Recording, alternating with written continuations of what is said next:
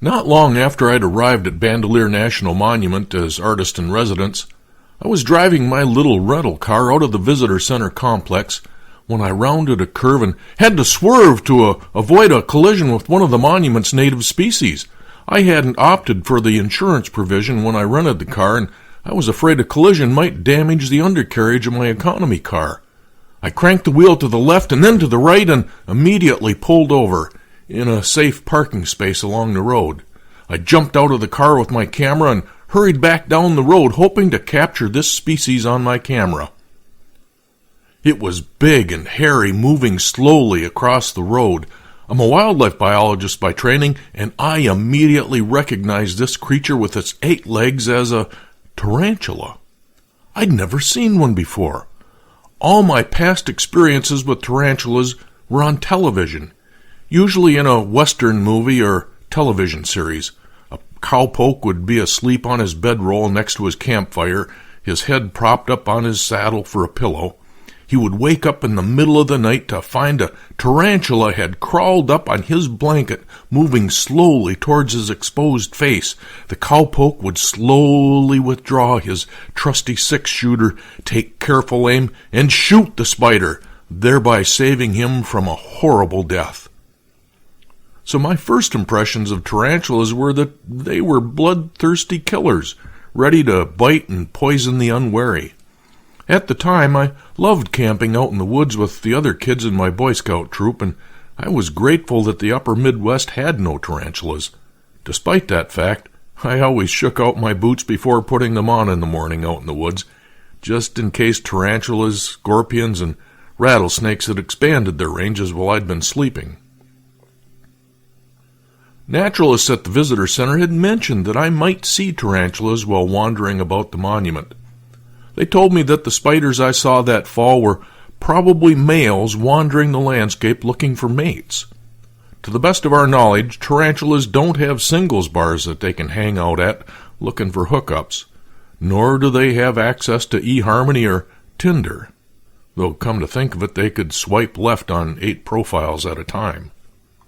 Of course, I had to do some research on tarantulas, and by research I mean Googling tarantulas at the White Rock Library and surfing from link to link. Female tarantulas seem to spend most of their time near their burrows, forcing males to risk their lives in search of mates in the fall, wandering across the landscape, exposing themselves to potential predators. Skunks, snakes, and birds all prey on tarantulas, not to mention tarantula hawks. Not hawks like birds, but a specific wasp that preys on tarantulas, and we're not talking about wasps simply killing and eating their unfortunate victims. No. The tarantula wasp paralyzes its victim and deposits 1 or more eggs deep within it. When the eggs hatch, the wasp larvae devour their living host from the inside before eventually killing the host and bursting forth as adults. As my wife would say, "Oh, ick!" This sounds like the plot of a horrifying science fiction movie, which brings to mind movies Alien, Arachnophobia, and the 1950s classic Tarantula. It's no wonder tarantulas have gotten a bad name, especially among those of us whose only experience with them was on television. Looking for mates is one reason male tarantulas don't live as long as females, 7 to 8 years for males versus 20 to 25 years for females in the wild. And even if the male manages to evade all those predators bent on making them a nice fat meal, danger still lurks. A male tarantula will locate the den of a female by its sense of smell. Tarantulas, despite having 8 eyes, have poor vision, probably sensing only light, dark, and movement. It will lightly tap the web lining the female's burrow. If things go well, the female exits the burrow, mates with the male, and then the male quickly goes on its way. If the female is already mated, it may simply overpower the male, kill it, and eat it. To be honest, I kind of identify with the male tarantula as it approaches the female. It must be the same kind of feeling I had at high school dances.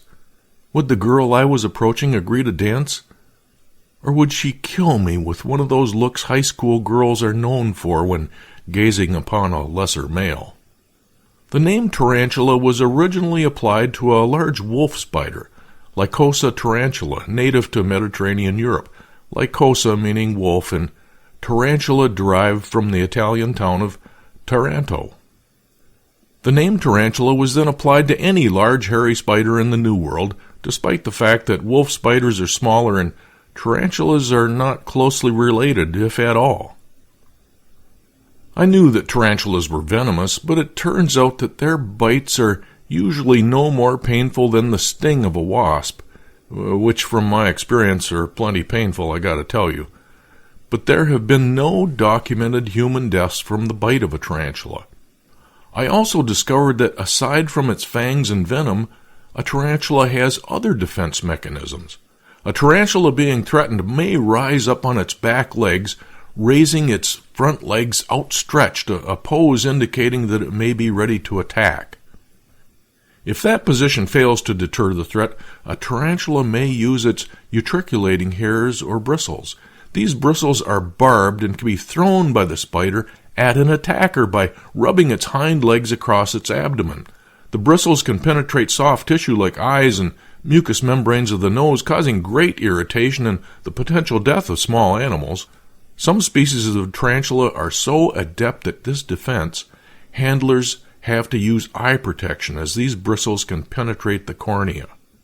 I watched for traffic while setting my camera at ground level for a series of photographs of this tarantula on its quest for romance. Eventually it completed its road crossing and plodded into the brush in safety from rental cars piloted by curious artists and residents with cameras. It turns out that New Mexico is fertile ground for people who study spiders. According to a 2016 story in the Taos News, researchers at the University of New Mexico say that there are likely far more than the 6 species of tarantulas currently identified in the state based on the diversity of habitats and isolated mountain ranges in New Mexico. Now that sounds like a job opportunity to me. Though, as my wife might say again, oh, ick!